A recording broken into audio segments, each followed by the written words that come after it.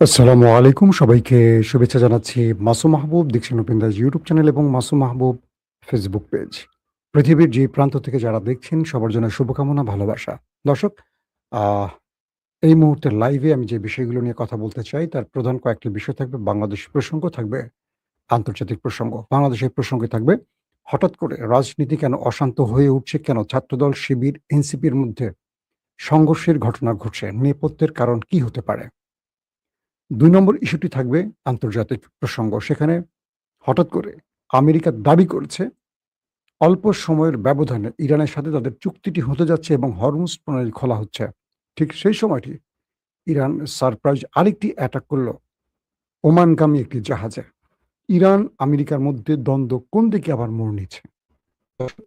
এই প্রসঙ্গগুলো আজকের আলোচনায় রাখব। প্রথমে আমি আন্তর্জাতিক প্রসঙ্গটি উল্লেখ করে চলে যাব বাংলাদেশের রাজনীতির আলোচনায়। দর্শক, প্রথম যে খবরটি দিয়ে শুরু করতে চাই, মার্কিন অর্থমন্ত্রী বেসেট বলেছেন হরমুজ প্রণালী খুলে দেয়া চুক্তিটি আজ বা কালকের মধ্যেই হতে পারে। এই চুক্তির ফলে বাণিজ্যিক জাহাজগুলো মুক্ত চলাচল পাবে। আবার কাতারের পররাষ্ট্র মন্ত্রণালয় জানিয়েছে যুক্তরাষ্ট্র ইরান সংঘাতের সমাধান খুঁজে বের করতে কূটনৈতিক প্রচেষ্টা অব্যাহত রয়েছে এবং দেশ দুটির মধ্যে আলোচনা সহজতর করতে ও প্রস্তাব বিনিময়ের জন্য সকল মধ্যস্থতাকারী ঘনিষ্ঠভাবে কাজ করছেন। পাশাপাশি যুক্তরাষ্ট্রের যুক্তরাজ্যের সামুদ্রিক নিরাপত্তা সংস্থা ভ্যানগার্ড জানিয়েছে ওমানের কাছে হরমুজ প্রণালীতে একটি জাহাজ ক্ষতিগ্রস্ত হয়েছে। জাহাজটির একজন নাবিক নিখোঁজ রয়েছেন এখন পর্যন্ত। আহ, আপাতত এই পর্যন্ত আমরা আসি, আরো কয়েকটা খবর দিয়ে তারপর একটু বিশ্লেষণে যাব। অন্যদিকে ইরানি ও মার্কিন কর্মকর্তাদের উদ্ধৃতি দিয়ে নিউ ইয়র্ক টাইমস জানিয়েছে হরমুজ প্রণালী দিয়ে বাণিজ্যিক সামুদ্রিক চলাচল পুনরায় চালু করতে ইরান ও ওমান একটি চুক্তিতে পৌঁছানোর কাছাকাছি রয়েছে। নিউ ইয়র্ক টাইমসের প্রতিবেদনে বলা হয়েছে সম্ভাব্য এই চুক্তির অধীনে উপসাগরে প্রবেশকারী জাহাজগুলো ইরানের নিয়ন্ত্রণাধীন এবং এর উপকূলের নিকটবর্তী একটি নৌপথ দিয়ে যাতায়াত করবে। অন্যদিকে উপসাগর থেকে বের হওয়া জাহাজগুলো ওমানের নিকটবর্তী একটি চ্যানেল ব্যবহার করবে।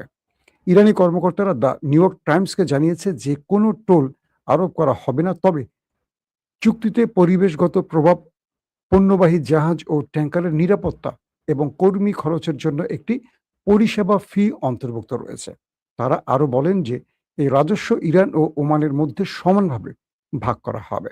একজন মার্কিন কর্মকর্তা বলেছেন যে ইরানের বিবরণ সঠিক নয় এবং প্রণালীর মধ্য দিয়ে কোনো অস্থায়ী নৌপথের জন্য ইরানের অনুমোদনের প্রয়োজন হবে না এবং এতে কোনো টোলও যুক্ত থাকবে না। বিষয়টা হয়তো আমি ধারাবাহিক পড়ে গেলাম। আপনারা কতটুকু বুঝতে পারছেন? আশা করি আমি একটু বুঝিয়ে বললে বিষয়টা আপনাদের জন্য আরো সহজ হবে। খেলাটা কি হয়েছে? হঠাৎ করে ডোনাল্ড ট্রাম্প বললেন কি? যে ইরানের সাথে তাদের আলোচনা হয়ে গেছে এবং ইরান ২-১ দিনের মধ্যে হরমুজ প্রণালী খুলে দেবে। ওকে? তো ইরান এই বিষয়টি আসলে আমেরিকার সাথে কোনো আলোচনা করেনি। এটি মধ্যস্থতাকারীরা হয়তো আমেরিকাকে আশ্বস্ত করেছে, আর তাই ট্রাম্প এই বক্তব্যটি দিয়েছেন, অথবা ট্রাম্প নিজেই চালাকি করে এই বক্তব্যটি দিয়ে বিশ্বকে বিভ্রান্ত করছেন। ২ নম্বর, যখন আমেরিকা এই কথাটি বলছে ঠিক তখনই ইরান একটা সারপ্রাইজ অ্যাটাক করল। কোথায়? ওমান সাগরের কাছাকাছি। অর্থাৎ ইরান আমেরিকাকে তার মুখে জবাব না দিয়ে একটা কাজে জবাব দিয়েছে। যখন মার্ক রুবিও, যখন মার্কিন অর্থমন্ত্রী, পররাষ্ট্রমন্ত্রী, মার্কিন প্রেসিডেন্ট ডোনাল্ড ট্রাম্প তারা বলছেন ইরানের সাথে আলোচনা চলছে এবং আমরা একটা চুক্তির খুব কাছাকাছি। তখন ইরান বলল, না, আমাদের কোনো চুক্তি সম্পাদিত হয়নি। কারণ আমেরিকা বলছে ইরান হরমুজ প্রণালী দিয়ে কোনো টোল নেবে না। আর ইরান বলছে তারা টোল নেবে না, কিন্তু পরিষেবা নেবে, মেইনটেন্যান্স ফি নেবে। এখানে দুটোর মধ্যে দ্বন্দ্ব তৈরি হয়। তো যখন আমেরিকা ইরানের নামে এই মিথ্যাচারটা করে যে ইরান বলছে কোনো টোল নেবে না এবং কাল পরশু তারা হরমুজ খুলে দেবে, তখন ইরান কি করলো? ওমান সাগরে যাওয়ার পথে একটি জাহাজে অ্যাটাক করে বসলো এবং সেই জাহাজটিকে মোটামুটি অর্ধেক প্রায় ডুবন্ত অবস্থায় চলে গেছে এবং একজন নাবিক হয় মারা গেছেন অথবা নিখোঁজ আছেন। তো ইরান এই জবাবটি আক্রমণের মধ্য দিয়ে দিলেন কেন? এ কারণে দিলেন ট্রাম্পের যে মিথ্যাচার, এই জবাবটি ইরান আক্রমণ দিয়ে বোঝালো যে না, আমরা ট্রাম্পের সাথে কোনো আপোষ রফা করছি না। আমরা যে দাবিগুলো করেছি সেই দাবি যদি আমেরিকা মানে, হরমুজ দিয়ে জাহাজ চলাচল করবে। যদি না মানে তাহলে আমাদের আক্রমণ অব্যাহত থাকবে। ইতিমধ্যে ইরানি কয়েকটা গণমাধ্যম বলছে তারা সেখানে নতুন করে মিসাইল ড্রোন রেডি করেছে আরেকটা অ্যাটাকের জন্য। তার মানে আমেরিকা যদি ইরানের সম্পূর্ণ শর্ত না মানে, ইরান এখানে আবারও যুদ্ধে ফিরে যাবে। একটা ব্যাপার গেল। আসলে চলছে কি পর্দার অন্তরালে আলোচনা, সেটা একটু আমরা আলোচনায় আনি আগে। বিষয়টা হলো যে আমেরিকা যে দাবিটা করছে তার সঙ্গে ওমান এবং ইরানের মধ্যে একটি আলোচনা হয়েছে। আপনারা জানেন যে ইরানের পররাষ্ট্রমন্ত্রী ওমানের পররাষ্ট্রমন্ত্রীর মধ্যে কয়েকদিন ধরে আলোচনাগুলো হচ্ছে। আলোচনাটা হয়েছে যখন জাহাজগুলো ইনপুটে আসবে, তখন এখানে পুরো দায়িত্ব ভারটা থাকবে ইরানের ঘাড়ে। ইরান এই জাহাজগুলোর নিরাপত্তা দেবে, সকল পরিষেবা ইরান দেবে। আর জাহাজগুলো যখন এখান থেকে বাইর হবে, হরমুজ এই প্রণালী দিয়ে যখন জাহাজগুলো বের হবে, তখন এটাকে দায়িত্ব নিয়ে পালন করবে ওমান। অর্থাৎ দুটো দেশ, ঢোকার ক্ষেত্রে একটি দেশ ইরান, বের হওয়ার ক্ষেত্রে আউটপুটের ক্ষেত্রে ওমান। এবং যখন যাবে, জাহাজগুলো ঢুকবে, তখন এখান থেকে সকল পরিষেবা, নিরাপত্তা, মেইনটেনেন্স ইরান করবে এবং অর্থটা ইরান পাবে। যখন জাহাজগুলো বের হয়ে আসবে, তখন এটাকে নিরাপত্তা, পরিষেবা, এভরিথিং, এটার যে অর্থটা আসবে, মেইনটেনেন্স ফিটা আসবে, সেটা ওমান নেবে। এইভাবে চুক্তিটি হলো। ইরান বলছে, আমেরিকা বলছে না, যদি ইরানের সাথে আমাদের কথা হয়েছে, ইরান কোনো টাকা নেবে না। আর যদি ইরান টাকা নেয় তাহলে আমরাও নেব। মানে ট্রাম্প এটা আবার যুক্ত করছে, যদি ইরান হরমুজ প্রণালী থেকে কোনো অর্থ নেয়, সেক্ষেত্রে আমরাও টাকা নেব। তো আমেরিকাকে ইরান বলছে যে হরমুজ হলো আমাদের সীমা, হরমুজ হলো আমাদের জলসীমা। তুমি এখানে কে টাকা নেবার বা টাকা দেবার বা তুমি এই সিদ্ধান্ত নেয়ার? একদিকে ওমান নেবে, একদিকে ইরান নেবে। তোমার এখানে এই বক্তব্য দেওয়ার যৌক্তিকতা কি বা তোমার ক্ষমতা কি বা অধিকার কি? ট্রাম্প আবারও নতুন করে গো ধরছে যে না, যদি ইরান নেয় আমি নেব, যদি ইরান না নেয় তাহলে আমি নেব না। এটা হলো ট্রাম্পের নতুন এক চালাকি। ইরান বলছে আসো, তোমাকে টাকা দেব। তোমাকে টাকা নেওয়ার জন্য আমি মিসাইল আর ড্রোনগুলো সেখানে আবার রেডি করে রেখে দিয়েছি। এই হলো আজকের লেটেস্ট আপডেট। তো এখন তাদের পক্ষ থেকে, ইরানের হুতিদের পক্ষ থেকে আবার একটি স্টেটমেন্ট আসছে। হুতিরা আবারও মার্কিন যুক্তরাষ্ট্রের নাজারা শহর একটা জায়গার নামে, দুঃখিত, সৌদি আরবের আরেকটি শহরে আবার আজকে অ্যাটাক করেছে। অর্থাৎ হুতিরা সৌদি আরবকে এবার আরেকটি মেসেজ দিল। আর হুতিরা বলছে যে মূলত তাদের একটি জায়গায় অবৈধ প্রবেশ করেছে সৌদি আরব, আর তাই তারা সেই অবৈধ প্রবেশের প্রতিশোধ বা মানে কি বলবো, আঘাত হিসেবে এই শহরটিতে আবার তারা আক্রমণ করেছে। তার মানে হুতি সৌদি আরবের এখনো পরিবেশ শান্ত হয়নি। দর্শক, চলে যায় বাংলাদেশ প্রসঙ্গে। আপনাদের বাংলাদেশের খবরের জন্য যারা ওয়েট করছেন, বাংলাদেশের গুরুত্বপূর্ণ ইভেন্ট আসলে সাধারণত আমি বাংলাদেশের আলোচনাগুলো আনার চেষ্টা করি। বাংলাদেশের মারামারি কাটাকাটির খবরগুলো আসলে আমার ভালো লাগে না। গত ১৫-১৬ বছর তো অনেক শুনেছেন। মানুষ আসলে একটু শান্তি চায়। হাসিনাকে সরানো হয়েছিল কেন জানেন? বাংলাদেশের কোনো রাজনৈতিক দল না, সব শ্রেণীর মানুষ সম্মিলিতভাবে হাসিনাকে সরিয়েছে। এটা আপনারা সবাই জানেন। এটা ৭১-এর বানানো গল্প না, বা ৫২-এর গল্প না, বা ৪৭-এর গল্প না। এটা ২০২৪ গল্প। এটা বাংলাদেশের মোটামুটি যাদের একটু জ্ঞান বুদ্ধি আছে, ইভেন আমার ছোট বাচ্চা, সেও জানে আসলে কি ঘটেছে। নতুন করে ইতিহাস লেখার কোনো সুযোগ নেই। ৭১-এর বানানো গল্প না এটা। ৭১-এ অনেক গল্প বানিয়েছে বাংলাদেশের মানুষ। কি সত্য কি মিথ্যা আমরা যারা জন্ম নেইনি তারা জানিনি। কয়েকদিন ধরে প্রথমে হবিগঞ্জ, সিলেট স্বপ্রণোদিত হয়ে সরকারি দলীয়রা এনসিপির উপর হামলা করল। এনসিপি কিচ্ছু করেন। এনসিপিরা সেখানে তাদের পদযাত্রা করতে গেছে এবং তাদের উপর হামলা করলো। অভিযোগ ছিল যে তারা তাদের দলীয় নেতাদের উপর, নাসিরউদ্দিন পাটোয়ারিরা অশালীন মন্তব্য করেছে। ওকে ফাইন, দলীয় নেতাকর্মীদের বিরুদ্ধে কথা বলে তারা মারধর করেছে। আমার প্রশ্ন হলো, এর আগে তো আওয়ামী লীগও বিএনপি, তারেক রহমান, খালেদা জিয়া, জিয়াউর রহমানকে অশালীন শুধু না, যে শব্দগুলো বলা যায় না, যে শব্দগুলোতে আপনারা দেখবেন অডিওতে টুট টুট দেওয়া হয়, মানে এত অশ্লীল মন্তব্য যে হচ্ছে, মানে বাংলা ভাষা এর চেয়ে খারাপ শব্দ আর হয় না, আওয়ামী লীগ ব্যবহার করেছে। আওয়ামী লীগের কিছু করছেন না কেন? আওয়ামী লীগের সঙ্গে নিয়ে এখন আপনারা কেন বিরোধী দলকে পেটাচ্ছেন? তার মানে তারেক রহমান, খালেদা জিয়া, জিয়াউর রহমানকে অশালীন মন্তব্য করায় আপনাদের কিচ্ছু যায় আসে না। আপনারা পকেট রাজনীতি করেন, যারা এগুলো করেন। তো আপনারা এই সন্ত্রাসী কর্মকাণ্ড করছেন একটা নতুন পদ পেতে বা এলাকায় আধিপত্য বিস্তার করে টেন্ডার চাঁদাবাজির জন্য। এটা কনফার্ম। নাম্বার 2, একদম স্পষ্ট বলছি, কারো গায়ে লাগলে কিচ্ছু করার নাই। আ ২য় যে বিষয়টি হলো রোকেয়া বিশ্ববিদ্যালয় এবং জগন্নাথ বিশ্ববিদ্যালয়। এই দুটো জায়গায় আজকে আমি একটা রিপোর্ট পড়ছি আপনাদের গণমাধ্যম থেকে। জগন্নাথ বিশ্ববিদ্যালয়, বেগম রোকেয়া বিশ্ববিদ্যালয় ও ঢাকা কলেজ ও ঢাকা আলিয়া মাদ্রাসা ছাত্রদল ও শিবিরের মধ্যে ব্যাপক সংঘর্ষের ঘটনা ঘটেছে। এতে উভয় পক্ষের ১.৫ শতাধিক নেতাকর্মী আহত হয়েছে। সংঘর্ষে ছাত্র শিবির কর্মীরা আহত হয়ে রাজধানীর একটি হাসপাতালে চিকিৎসা নিতে গেলে সেখানেও হাসপাতালে ঢুকেও হামলার অভিযোগ পাওয়া গেছে এবং ভিডিও চিত্রেও তা দেখা গেছে। হাসপাতালে আহতদের উপর ছাত্রদলের নেতাকর্মীরা হামলা করেছে বলে অভিযোগ করেছে স্বয়ং ছাত্রদল, ছাত্র শিবির এবং হাসপাতালের বাকি রোগীরা। দুপক্ষের মধ্যে দফায় দফায় সংঘর্ষে শিক্ষা প্রতিষ্ঠানগুলোতে থমথমে পরিস্থিতি বিরাজ করছে। আতঙ্কে পথচারীরা ছোটাছুটি শুরু করছে। অনেককে পথচারী বা রোগীকে ছাত্র শিবির অভিযোগ তুলে আবার পেটানো হয়েছে। যারা হাতে ডাক্তারের কাগজপত্র টেস্ট দেখানোর পর রেহাই পায়নি তাদেরকে মেরে শিবির, বিশ্বজিতের মতো আরকি শিবির বলে পেটানো হয়েছে। সংঘর্ষের সময় ২ পক্ষের হাতে লাঠিসোঁটা দেখা গেছে।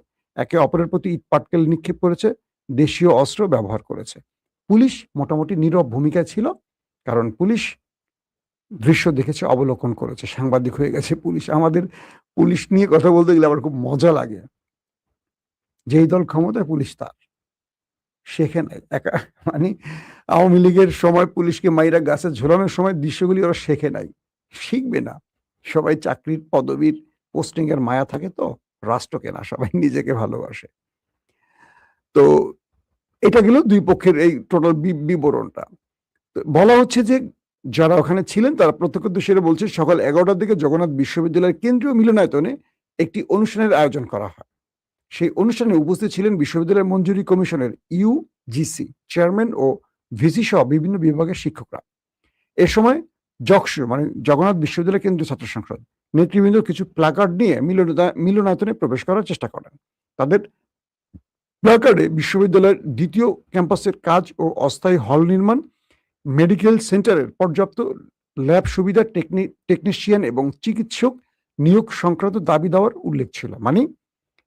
জগন্নাথ বিশ্ববিদ্যালয়ের ছাত্র সংসদ তারা কিছু প্ল্যাকার্ড নিয়ে আসে, দাবির প্ল্যাকার্ড। সেখানে কি থাকে যে দ্রুত একটা হল নির্মাণ, মেডিকেল সেন্টার, পর্যাপ্ত ল্যাব সুবিধা, টেকনিশিয়ান থাকবে, চিকিৎসক থাকবে, অর্থাৎ ছাত্রদের যে অধিকারগুলো সেই বিষয়গুলোর দাবি তোলে। ছাত্রদলের আবার এই দাবিগুলো ভালো লাগে নাই। তাদের কথা রামদা থাকবে, হকিস্টি থাকবে, পিস্তল থাকবে, মদ গাঁজা থাকবে, এই দাবি তোলে নাই কেন? বিষয়টা এরকম হয়ে গেল নাকি? আমি একটু হাস্যরসের জন্য বললাম কথাটা। ছাত্রদের অধিকার নিয়ে যখন তারা দাঁড়িয়েছে, একটা মজা লাগে। ছাত্রদলের জগন্নাথ বিশ্ববিদ্যালয়ের যিনি এখন সভাপতি, তার মনে হয় মেয়েটে বিয়ে হইছে কিনা একটু খোঁজ নিতে হবে। মানে তার বয়স বা কোন সেশনে ভর্তি হইছে এখনো ছাত্র কিনা আমি জানি না।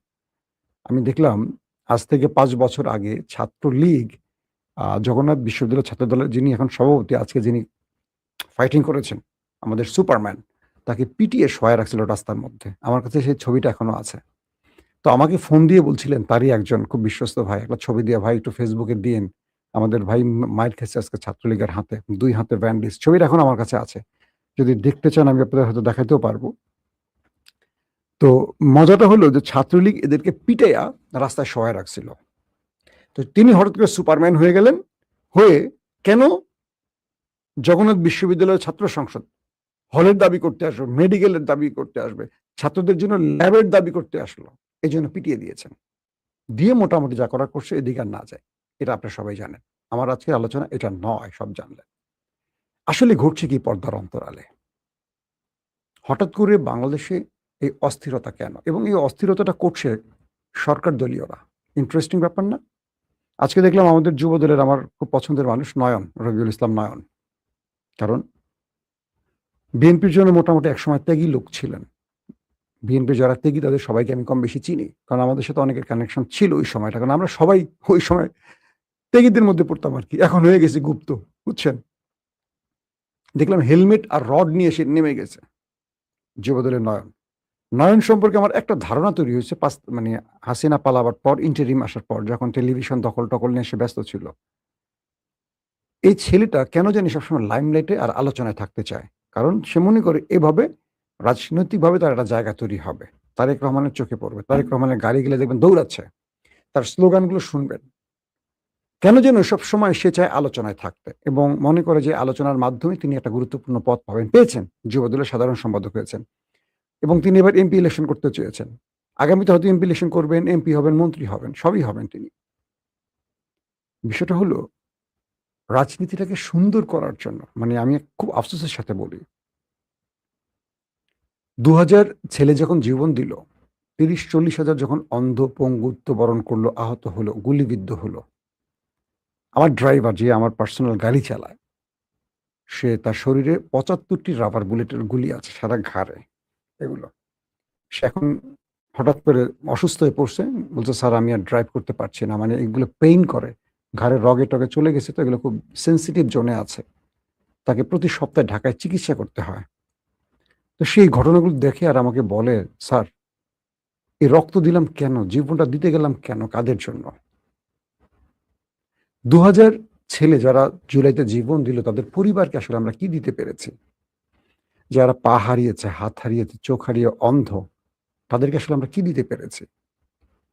বিএনপি আর জামাত যখন ১৫-১৬ বছর হাসিনাকে আন্দোলন করে সরাতে পারেনি, তখন অনেকেই টেলিভিশনে বলত যে, "আমরা কাদের জন্য লড়াই করব? বিএনপি জামাতের জন্য? এরা ক্ষমতায় আসলে যেগুলোও সেই কদুই তো হবে।" তখন বিএনপি বলত, তারেক রহমান লন্ডন থেকে তার দুর্দান্ত অসাধারণ বক্তব্যগুলো দিয়ে জাতিকে বোঝাতেন আগামীর বাংলাদেশ হবে নতুন বাংলাদেশ এবং তার স্লোগান সবার আগে বাংলাদেশ। আমরা আশ্বস্ত, আমরা বিশ্বাস করি সেটি হয়তো তারেক রহমান করতে পারবেন। কিন্তু তিনি যে পারবেন গত ৫-৬ মাসে আমাদের কিছু ঝলক দেখানো উচিত ছিল। ৳২৫০০ ফ্যামিলি কার্ডে টাকা দেবেন। সবাইকে না, গরিব দরিদ্রদের। ৳২৫০০ দেয়ার বিনিময়ে যদি ৳৪,০০০ বিদ্যুৎ বিল নিয়ে গেলেন, লাভটা হলো কোথায়? মানে বিদ্যুৎ বিল দিয়ে কি ফ্যামিলি কার্ড দিবে? প্রশ্নগুলি আসতে পারে না? ভৌতিক বিলের অভিযোগ উঠছে। সরকার এটা খতিয়ে দেখবে না দেখবে না? এই টাকাগুলো কোথায় গেছে? কার পকেটে গেছে? এটি তদন্ত হওয়া উচিত। যেহেতু অভিযোগ আসছে, অবশ্যই রাষ্ট্রের অভিযোগগুলো শোনা উচিত। মানুষের এই অভিযোগগুলো শোনা উচিত। কেন যেন মনে হয় যে কোনো দল ক্ষমতায় গেলে হাসিনা হয়ে যায়। জনগণকে আর তোয়াক্কা করে না, শুনতে চায় না। আপনারা দেখবেন নির্বাচনের আগে বিএনপির যুবদল, ছাত্রদল, বিএনপির যেকোনো নেতারা কোনো অপকর্ম করলে সঙ্গে, সঙ্গে বহিষ্কার হয়ে যেত। মনে আছে? গত কয়েকদিনে দেশে যা কিছু ঘটেছে চোখ তুলে ফেলছে রড দিয়ে। একটা ছেলে গ্রেফতার হয়েছে, একটা ছেলে বহিষ্কার হয়েছে, হয় নাই। নির্বাচনের আগে হলো, এখন কেন হচ্ছে না? তার মানে এটা কি দেখানোর জন্য হয়েছিল? এখন পর্যন্ত দেশে যা কিছু হয়েছে বিএনপি কি লাভবান হয়েছে না ক্ষতিগ্রস্ত হয়েছে? আমার মনে হয় পুরোটাই বিএনপি ক্ষতিগ্রস্ত হয়েছে। কেন যেন আমার ধারণা বিএনপিকে ভেতর থেকে আরেকটি বড় ষড়যন্ত্রকারী গ্রুপ ধ্বংস করতে চায়। তারেক রহমানকে ব্যর্থ করতে চায়। জিয়া পরিবার ব্যর্থ হবে এটা আমি বিশ্বাস করি না। এটা বিশ্বাস করলে জীবনে জিয়া পরিবারের পক্ষে দাঁড়াতাম না। লড়াই করতাম না, জীবন দেয়ার সাহস করতাম না। একটা আস্থা ভালোবাসার জায়গা আছে আমার বুকের মধ্যে এখনো। যতক্ষণ তারেক রহমান জীবিত আছেন আমি আশা রাখতে চাই। কিন্তু প্রশ্নগুলো করতে চাই। সাংবাদিক তো আমাদের প্রশ্ন করার অধিকার আছে। আমরা অ্যাক্টিভিস্ট না, দলীয় কর্মী নই। মনে রাখবেন। কেন প্রশ্নগুলো করব? যেন বিএনপির পথ স্মুথ হয়, পরিচ্ছন্ন হয়, কাঁটামুক্ত হয়। আমরা যদি না বলি এই কথাগুলো বিএনপি জানবে কার কাছ থেকে? কারণ বাংলাদেশের প্রত্যেকটা টেলিভিশনের চরিত্র হলো ফ্যাসিস্ট চরিত্র। কিরকম? আওয়ামী লীগ যখন ছিল প্রত্যেকটা গণমাধ্যম আওয়ামী লীগের চামচামি করছে। আমাদের সাংবাদিকদের প্রধান দায়িত্বটা কি জানেন? যেই দল আসবে তার চামচামি করে নিজের পদ, চাকরি আর মাল কামানোর রাস্তাটাকে প্রসারিত রাখা, উন্মুক্ত রাখা। সাংবাদিকদের চরিত্রটা হয়ে গেছে এরকম। ১০০% সাংবাদিকের মধ্যে ৯০% এখন করাপ্টেড সাংবাদিক। করাপশন করে সবাই। এর প্রত্যেকের মধ্যেই আপনারা দেখবেন এই জিনিসগুলো আছে। এক, সাংবাদিক, টেলিভিশন আজকে দেখেন সারা দেশে যা কিছু ঘটেছে ছাত্রদের সাথে মানে ছাত্রদল, ছাত্র শিবিরের মধ্যে যেকোনো ঘটনাই ঘটেছে, দেখবেন প্রত্যেকটা গণমাধ্যমের হেডলাইন কোন দিকে সংবাদটা করছে, কার পক্ষে গেছে। হাসিনাকে যারা ফ্যাসিস্ট বানিয়েছিলেন তারা হলেন এই গণমাধ্যম। এই গণমাধ্যম এখন বিএনপিকে ফ্যাসিস্ট বানাতে চায়। এই গণমাধ্যমগুলোর দায়িত্বটা কি? সঠিক দৃশ্য দেখানো। একটাও দেখায় নাই। কারণ কি? প্রত্যেকটা টেলিভিশনের মালিক হলো কালো টাকার মালিক। এদের অবৈধ টাকা দিয়ে এরা এই টেলিভিশনগুলো বানায় নিজের ক্ষমতা বাঁচিয়ে রাখার জন্য। একদম মানেন আর না মানেন, প্রত্যেকটা টেলিভিশনের মালিক কালো টাকার মালিক। প্রত্যেকটা, আমি একটা বাদের কথা বলছি না, প্রত্যেকটা মিডিয়ার মালিক কালো টাকার মালিক। তো এরা কি করে? অবৈধ সুবিধার জন্য সবসময় অবৈধ পথগুলো বেছে নেয়।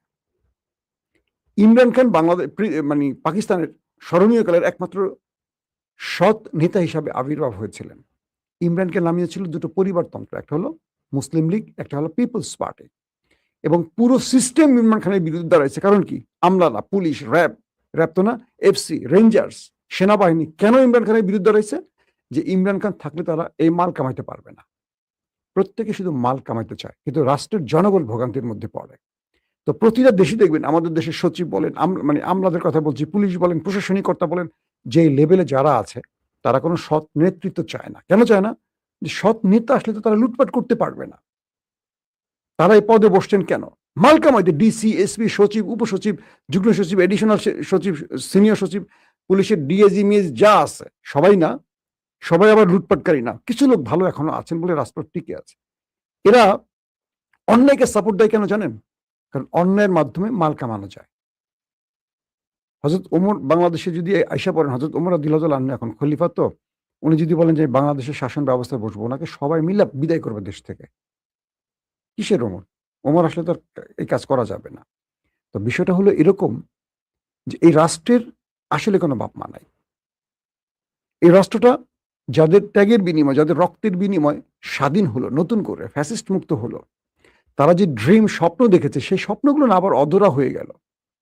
যে ছাত্রদল, যে শিবির, যে বিএনপি, যেই জামাত গত ২০টা বছর আওয়ামী লীগের পেদানি খেলো, আওয়ামী লীগের পেদানি খেয়ে জেলে খাবার ভাগ করে খেলো, একসাথে মাঠে ঘাটে বনে জঙ্গলে রাত কাটালো, একসাথে রাজপথে রক্ত দিল, হঠাৎ করে তাদের মধ্যে শত্রুতা তৈরি হয়ে গেল। কেন? আমার যে অ্যাজাম্পশন, আমার যে তথ্য, বিএনপির মধ্যে আরেকটা বিএনপি আছে, যেটা তারেক রহমানের বিএনপি না। তারেক রহমানের বিএনপি খুব চেষ্টা করছে কন্ট্রোল করতে, তার হাতে কন্ট্রোলিং পাওয়ার চলে গেছে। কারণ এস্টাবলিশমেন্ট, প্রতিবেশী, পাওয়ারফুল ডিপ স্টেট তারেক রহমানকে কার্যতভাবে কাজ করতে দিচ্ছে না। এটা আমার যে তথ্য, সেই তথ্যটা প্রকাশ করলাম। আমার কাছে কোনো প্রমাণ চাইবেন না, এগুলো হলো বিভিন্ন সূত্রের খবর। আমরা যাদের সাথে হাই হ্যালো করি, এরা কখনো প্রমাণ দিয়ে কথা বলে না, এদের কিছু ট্রাস্ট দেয় আমাদের কথা বলার জন্য। তারেক রহমানকে ব্যর্থ করতে চায়, কারণ জিয়া পরিবারকে ব্যর্থ করতে পারলে বাংলাদেশে আওয়ামী লীগ আবার দাঁড়াতে পারবে। মানুষ বলতে শুরু করছে হাসিনাই তো ভালো ছিল, এই কথাটাকে শুনতে চায়। তাই আমরা তারেক রহমানের প্রতি আস্থা হারাচ্ছি না, হারাচ্ছি বিএনপির প্রতি। ফখরুল ইসলাম কেন বলেন এই কথাটা? একটা দলের মহাসচিব, যিনি দীর্ঘ ১৬-১৭ বছর লড়াই সংগ্রাম করছেন, সর্বাধিক মামলার মালিক ফখরুল ইসলাম খান, তিনি বলছেন এই দেশের কিচ্ছু পাল্টায় না, একমাত্র তারেক রহমানই শুধু ভিন্ন। আর সবাই চুরি, বাটপারি, লুটপাট, দুর্নীতির মধ্যে এখনো ডুবে আছে। শুধু তারেক রহমান ভিন্নটা করতে চান। একটা মহাসচিব কখন বলে এই কথাটা, বোঝেন? কত কষ্টে প্রকাশ্যে এই কথাটা বলতে পারে। তার মধ্যে, এটার মধ্যে তার মানে কত দুঃখ চাপা আছে তার বুকের মধ্যে, যে তিনি এতদিন লড়াই সংগ্রাম করছেন যে বিএনপির জন্য, সেই বিএনপিটা নাই। এখন আমি বললে আমাদের গুপ্ত বলেন, ফখরুল ইসলামকে তো এখন গুপ্ত বলেন আপনারা।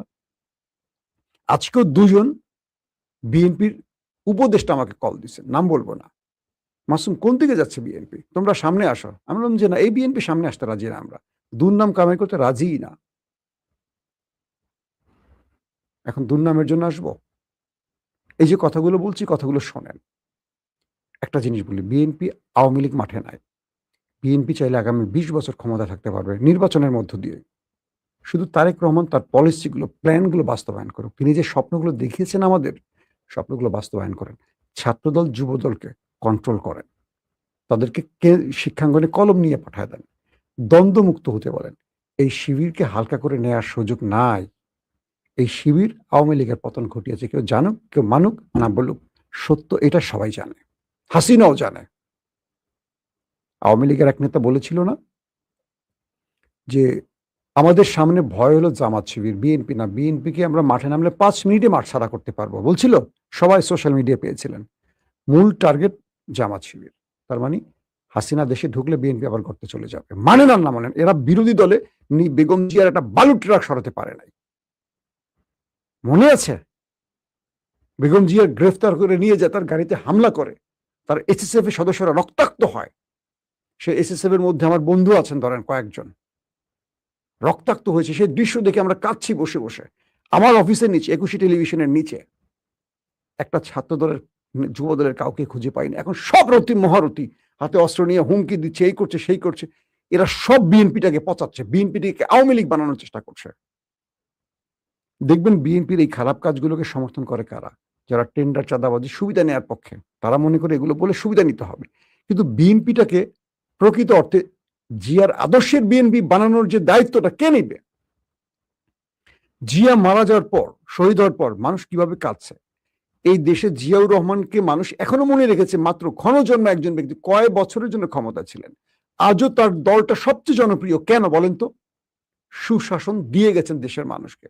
স্বনির্ভর বাংলার মূল রূপকার ছিলেন জিয়াউর রহমান। এই বিএনপিটাকে মানুষ এখনো জিয়াউর রহমানের কারণে মনে রাখে, ভালোবাসে। আমরা যে লড়াই করি জিয়াউর রহমানের জন্য করি, বেগম জিয়ার জন্য করি। তারেক রহমান আসছেন, আমরা তার উপর আস্থা রেখে বলছি। আমি জানি না অদৃশ্য শক্তি আপনাকে কাজ করতে দিচ্ছে, বাধা দিচ্ছে, কি করছে, কিন্তু সমস্ত ব্লেম যাচ্ছে আপনার ঘাড়ে। মানুষ মিছিল করছে আপনাকে নিয়ে, আমার খুব কষ্ট লাগে। কারণ তার চেয়ে ভোগান্তি বা তার চেয়ে দুঃসহ নির্যাতন আর কে সইছে? 1/11 তার উপর কি ঘটেছে আপনারা ভুলে গেছেন? আবারও তাকে সেই পরিণতির দিকে টেনে নেবেন না, কারণ ষড়যন্ত্রকারীরা রাষ্ট্রটাকে আবার খারাপ দিকে নিচ্ছে। আমাদের উত্তরপাড়া মানে সেনাবাহিনীর মধ্যে আওয়ামী অফিসাররা এখনো অ্যাক্টিভ, প্রশাসনের মধ্যে আওয়ামী লীগ এখনো অ্যাক্টিভ। খুব মন দিয়ে শোনেন কথাগুলো, আমি বলছি না, আমাদেরকে বলায়, আমাদেরকে কিন্তু জায়গা থেকে বলানো হয় যে মাসুম ভাই কথাগুলো বলুন, আপনাদের কথা মানুষ শোনে। আমরা বসে বসে বানিয়ে কথা বলি না ভাই। সেনাবাহিনীর সবাই না, একটা বাহিনী, সেনাবাহিনীর মধ্যে একটা গ্রুপ যারা আওয়ামী লীগের অফিসার, সেটা ডিজিএফআই বলে বা মূল সেনাবাহিনীর কোনো কোনো জায়গায়, তারপর পুলিশের মধ্যে আছে, প্রশাসনে আমলাদের মধ্যে আছে, গুরুত্বপূর্ণ জায়গায় আওয়ামী লীগের লোকগুলো বসে আছে। তারা কিন্তু খেলছে দিল্লির প্রেসক্রিপশনে, হাসিনার প্রেসক্রিপশনে দেশের মধ্যে এই কাজগুলো করছে। বিএনপিকে ঘরে ফিরতে হবে, কারণ বিএনপি এখন ক্ষমতায়। সুশাসন বিএনপিকে দেখাতে হবে। এই বিএনপির জন্য আমরা লড়াই করছি, যে বিএনপি দেশের মানুষকে শান্তি দেবে। ঠিক গত 18 বছরের জিন্দেগি আমরা আর চাই না। সেই জীবনে যদি আমরা প্রবেশ করতে হয়, তাহলে হাসিনা গিয়ে আমাদের লাভ হলো কি? এই প্রশ্নগুলো নিজেকে করেন। ভয়ঙ্কর ষড়যন্ত্র হচ্ছে দেশ নিয়ে, এবং বিএনপিকে এই টালমাটাল অবস্থায় ফেলে দিয়ে তৃতীয় পক্ষ সুবিধা নেওয়ার কাজটা করছে।